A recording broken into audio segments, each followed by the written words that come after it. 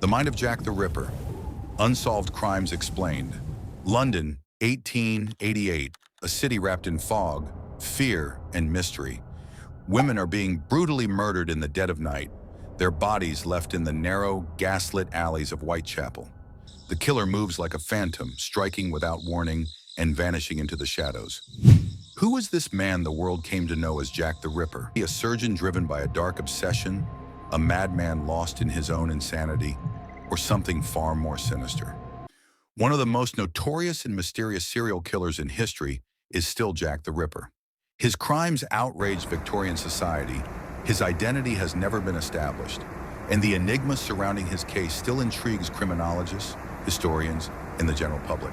The murders, which occurred in London's East End in the late 1880s, symbolized both the frailties of a destitute urban setting and the cruelty of one troubled mind. Residents of London's Whitechapel neighborhood were frightened by a string of horrific killings that occurred between August and November 1888. Although there were at least 11 killings in the surrounding area during that time, historians largely concur that Jack the Ripper was responsible for 5 of them, referred to as the canonical 5. These women were Mary Jane Kelly, Elizabeth Stride, Catherine Eddowes, Annie Chapman, and Mary Ann Nichols. They were all middle-aged, poor, prostitution-related women who lived in or near Whitechapel. After being killed on August 31st, 1888, Mary Ann Nichols was discovered with her abdomen disfigured and her throat cut. Annie Chapman experienced comparable injuries a week later on September 8th, but her uterus had been carefully removed, resulting in more extensive mutilation. Elizabeth Stride was killed on September 30th. Although her throat was slit, there was no post-mortem mutilation, which may indicate that the murderer was stopped. As evidence of growing aggression and anatomical understanding, Catherine Eddowes was discovered nearby that same evening, with her face slashed and her kidney taken. Mary Jane Kelly was murdered on November 9, 1888, and it was the last and most horrifying murder. She was killed in her chamber, her body completely disfigured, her flesh and organs strewn all over the bed. The pattern of these murders demonstrated a disturbing uniformity in technique and intentional escalation.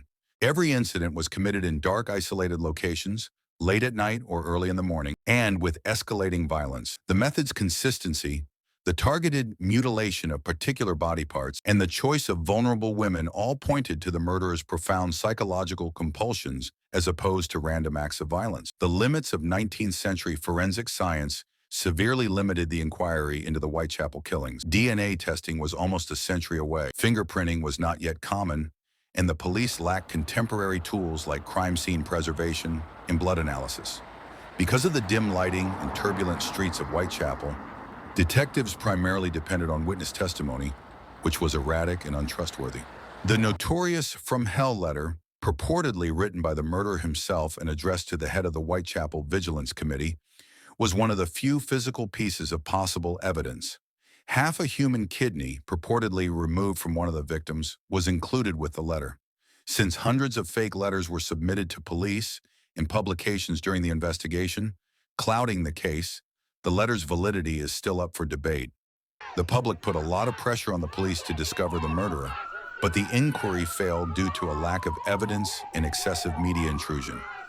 The lack of collaboration between the City of London Police and the Metropolitan Police, who were in charge of different districts, was another element impeding development. Due to the murder's cross-jurisdictional nature, information sharing was delayed and confusing. Furthermore, because the victims were all women engaged in sex work, they were stigmatized in society, which made their killings less urgent at first than crimes against more affluent people. For a number of important reasons, the Jack the Ripper case is still officially unsolved. First, after killing Mary Jane Kelly, the murderer stopped suddenly, denying authorities more chances to apprehend him. There is still speculation as to whether he stopped, emigrated, was imprisoned for another crime, or died. Second, a lot of witness accounts and police documents have been lost or destroyed over time, wiping out potentially important hints. Thirdly, most of the evidence that remains is ambiguous and circumstantial. No suspect could be definitively connected to the crime scenes, and no murder weapon was ever discovered. Most significantly, the probe was skewed by media sensationalism and popular hysteria. After one of the letters bearing that name surfaced in newspapers, the media promptly dubbed the unidentified murderer Jack the Ripper. The murders became a cultural spectacle as a result of this moniker and the graphic details published in the newspapers, elevating the perpetrator above the status of a simple criminal. Soon, the mythology that developed around him overshadowed the real facts, turning the inquiry into a conglomeration of fact, rumor, and conjecture that persists to this day. Psychologists and criminologists have long tried to piece together Jack the Ripper's psyche. The nature of the crimes provides important psychological insight, even though the lack of a proven identity precludes clarity. Both organization and coercion are evident in the Ripper's method of operation. His targeting of nighttime street prostitutes suggests a predatory knowledge of opportunity. He may have been a butcher, surgeon's assistant, or medical student based on the speed and accuracy of his attacks, which suggest an understanding of anatomy. The removal of organs, particularly reproductive ones, in the frequent mutilation of victims' abdomens, suggests symbolic or psychosexual meaning. According to several specialists, this is a type of sexual sadism where the source of pleasure is dominance, mutilation, and control rather than sexual contact. According to contemporary psychology, Jack the Ripper satisfies the criteria for a lust murderer, a person who gets sexual gratification by destroying human bodies and committing violent crimes. His attention on the genitalia and abdomen may be a reflection of ingrained worry about female sexuality or sexist wrath. Psychologically, the Ripper might have been a disorganized, organized hybrid criminal or a psychopath. In addition to displaying overwhelming wrath and symbolic mutilations that reveal inner torment, he also showed preparation by stalking victims, picking remote locations, and carrying a weapon. His violent fantasies probably existed for a long time before he actually carried them out, and he might have progressed from less violent actions to outright murder. Once the killings started, they seemed to follow a pattern of compulsion, satisfaction, and eventual repetition. It wasn't until something broke the pattern, perhaps his imprisonment or death. Many suspects, from believable to strange, have been put out over the years. Aaron Kosminski, a Polish-Jewish barber and immigrant who lived in Whitechapel, is one of the most often mentioned. Some historians contend that although Kosminski was committed to an asylum in 1891, the police at the time had suspicions about him but lacked sufficient proof to make an arrest. Claims that DNA on a shawl near one victim's body matched his ancestry were made in 2019 and again in 2025. However, the shawl's source and testing procedures are still up for debate. Another suspect, schoolteacher and barrister Montague John Druitt, committed suicide in December 1888 after the last murder. He disappeared after the horrors, leading some to think he was the murderer, but the evidence is circumstantial. Francis Tumblety, an American quack doctor with a criminal record and a misogynistic streak, left England before authorities could investigate him. Most historians dismiss this as fiction. However, Sir William Gull, Queen Victoria's physician, was implicated to royal cover-up conspiracies. No suspect has been found because the evidence is gone. Most witnesses gave contradictory accounts and crime scenes were poorly preserved. A flood of fake letters, admissions, and leads buried sincere signals. Even with modern forensic tools, the 1880s pollution and loss of evidence make a result unlikely. Understanding Jack the Ripper requires understanding Victorian London. Whitechapel was one of the city's worst neighborhoods, with crowded tenements, serpentine passageways, and poor social conditions. Thousands of East End workers, immigrants, and underprivileged women relied on sex work. Alcoholism, unemployment, and disease were common. Here the Ripper had anonymity and opportunity. He killed women who were mainly ignored by society, but their brutal killings caught notice.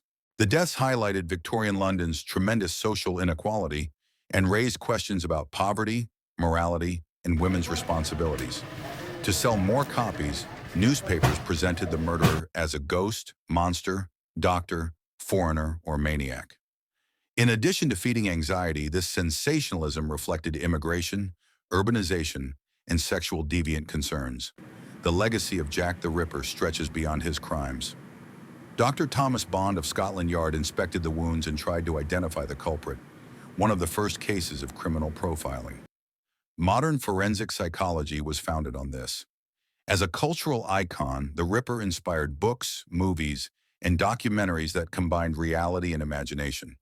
The serial killer's appeal stems from Jack the Ripper's name, his brutality, and Victorian London's fog-shrouded streets, gas lamps, and dread.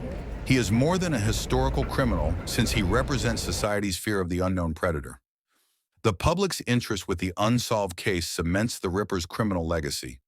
The Ripper murders reveal much about crime, society, and human nature. His victims' vulnerability shows how underprivileged individuals, especially poor women, suffer. The investigation flaws highlight the importance of forensic advances in law enforcement sympathy. The Ripper also showed serial killer tendencies like choosing victims based on susceptibility, increasing savagery, committing ritualistic mutilations, and ceasing killings unexpectedly. The case also shows how media affects public perception of crime.